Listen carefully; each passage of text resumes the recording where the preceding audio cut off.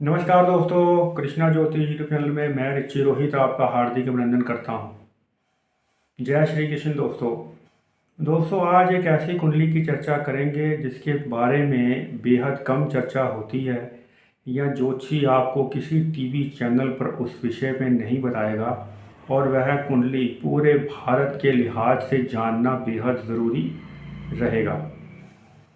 वह कुंडली है बीजेपी की कुंडली। दोस्तों 6 अप्रैल सन 1980 को बीजेपी को फाउंडेशन यानी कि उनको रजिस्ट्रेशन किया गया, पार्टी को बनाया गया। उस कुंडली में ऐसे दोष मौजूद हैं जिसके कारण भारत देश को लंबे समय तक कई नुकसान झेलने पड़ सकते हैं, ऐसा वह कुंडली बताती है जो बीजेपी की कुंडली है। बीजेपी की जो कुंडली है वह मिथुन लगन की बताई जाती है। लगन जो है वह खाली है, कोई भी प्लेनेट उसमें नहीं बैठा है। और तीसरे स्थान में मंगल, गुरु, राहु और शनि की युति है। यहाँ पर इसे हम चांडाल योग या महाचांडाल योग के नाम से इसे जान सकते हैं। दोस्तों यह महाचांडाल योग बीजेपी की कुंडली में लगा हुआ है। लगन का जो मालिक है वह भाग्यस्थान में बैठा है और साथ में केतु विराजमान है। दशम स्थान में सूर्य विराजमान है। सूर्य का गुरु के साथ राशि परिवर्तन है तीसरे और दशम भाव से। 12वें स्थान में शुक्र उपस्थित हैं और छठे स्थान में नीच का चंद्रमा। यह रही बीजेपी की पूरी कुंडली, जिसके कारण भारत को लंबे समय तक कई नुकसान उठाने पड़े हैं और पड़ सकते हैं। यानी कि बीजेपी जब भी सत्ता में आएगी, सांप्रदायिक तनाव, सांप्रदायिक ध्रुवीकरण, जाति पाति में तनाव होने की संभावनाएं प्रबल होंगी और बेहद बढ़ जाएंगी। वजह उसकी कि भारत के चतुर्थ स्थान में जो यह योग बनता है बीजेपी का, जो तीसरे भाव में सारे प्लैनेट बैठे हैं, मंगल, गुरु, राहु, शनि आदि जो उपस्थित हैं तीसरे स्थान में, यह भारत के चतुर्थ स्थान में यानी एक गृहस्थी सुख के स्थान में जहाँ पर यह विराजमान है। इसलिए यह तनाव की चीज़ें हैं जो भारत की राजनीति में तब केंद्र में रहती हैं जब बीजेपी केंद्रीय सत्ता में विशेषकर विराजमान होती है। बहुत सी ऐसी चीज़ें आपको फर्स्ट में पहले प्रथम दृष्टया सभी को ऐसा लगेगा कि जो यह बीजेपी ने कदम उठाया या सरकार ने कदम उठाया, बीजेपी पार्टी ने, यह देश का बहुत बड़ा अच्छा करने जा रहा है, हित करने जा रहा है। लेकिन दूरगामी परिणाम उसके कचरा होंगे और ख़राब होंगे और नुकसान होने के बहुत ज़्यादा उसके चांसेस रहेंगे। ऐसा अनुभव से कहा जा रहा है। जो पीछे घटनाक्रम हो चुका है, जो घटनाएं घट चुकी हैं, उसके कारण बताया जा रहा है। लेकिन यह जानना भी बेहद ज़रूरी कि बीजेपी बहुत कम सत्ता में आई है, बहुत कम समय के लिए।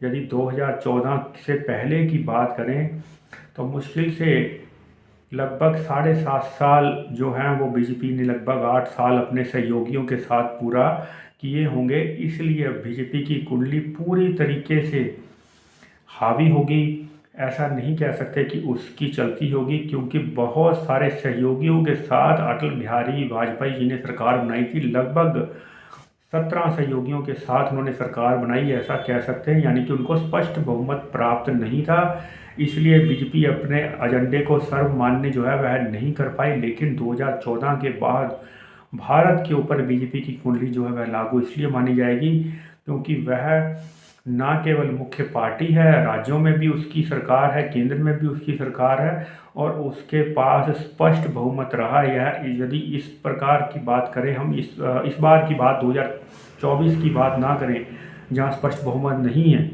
उससे पहले बीजेपी के पास स्पष्ट बहुमत रहा है। नोटबंदी की बात कर लें यदि, तो नोटबंदी में कहा गया था कि आतंकवाद की कमर टूट जाएगी, पाकिस्तान बर्बाद हो जाएगा और बहुत सी ऐसी चीज़ें, काला धन वापस आ जाएगा, काला धन वाले जो है वो दिवालिया हो जाएगा उनका। लेकिन ऐसा कुछ होता हुआ दिखाई नहीं दिया, उल्टा अर्थव्यवस्था पर दीर्घकालीन बहुत बुरा असर नोटबंदी के कारण पड़ा है, सभी जानते हैं। बीजेपी सत्ता में आने के पहले 58 रुपये डॉलर का रेट था, जो अभी लगभग 85 के पार 90 होने को छूने को जा रहा है। बहुत सी ऐसी चीज़ें हैं। मैं इसलिए यह कोई राजनीति या राजनीतिज्ञ के तौर पर नहीं, एक कुंडली का आकलन की यदि बात करें तो इसलिए ज़्यादा दिक्कतों और तनाव का सामना भारत को करना पड़ सकता है। कोरोना जैसी महामारी का सामना भारत को करना पड़ा, ऐसा नहीं कह सकते कि पूरी दुनिया ने उनका सामना किया है, लेकिन इसमें भारत को बहुत कुछ झेलना पड़ा। कोरोना के कारण भारत जो है उसको ठीक होने में, गाड़ी पटरी में आने में कितने वर्ष जो है यूं ही लग गए। बहुत नुकसान उसका हुआ है, क्योंकि यह योग, इसको हम महाचांडाल योग के नाम से जानते हैं, जो बीजेपी की कुंडली में तीसरे स्थान में और भारत की कुंडली में चतुर्थ स्थान पे केंद्र में बनता है। इसलिए बीजेपी, जब तक बीजेपी का दोबारा से विभाजन या कोई पार्टी का रजिस्ट्रेशन वगैरह नहीं किया जाता, आप समझ लें कि जब जब बीजेपी पार्टी सत्ता में आएगी, इसी प्रकार के नुकसान भारत को दीर्घकालीन, जब बीजेपी सत्ता से जाएगी उसके बाद भारत को होने वाले नुकसानों का आकलन जो है किया जाएगा, और 1.5 से 2 वर्ष बीजेपी के घोटालों को गिनने में लग सकते हैं, ऐसा कुंडली के अनुमान से लगता है। क्योंकि राहु जो है एक धुआं कर देता है, बहुत सारी चीज़ों पर पर्दा डाल देता है, समझने नहीं देता चीज़ों को कि क्या हमारे साथ हो चुका है, क्या हो रहा है। बहुत सारे घोटाले ऐसे जो लोग जानकर ना केवल दंग रह जाएंगे बल्कि सन्न रह जाएंगे कि ऐसा हो कैसे गया। पूरी दुनिया की नाक के नीचे, सभी के नाक के नीचे इतने बड़े घोटाले हो गए, हमें पता तक नहीं चला। और यह भी समझ लीजिए, यह घोटाले जो हैं 2027 और 28 में उजागर होंगे, जब शनि गोचर में नीच का होगा और भारतीय जनता पार्टी की केंद्रीय सरकार सत्ता से विदा ले सकती है। प्रधानमंत्री नरेंद्र मोदी का इस्तीफा देने का जो योग है वह प्रबल रहेगा।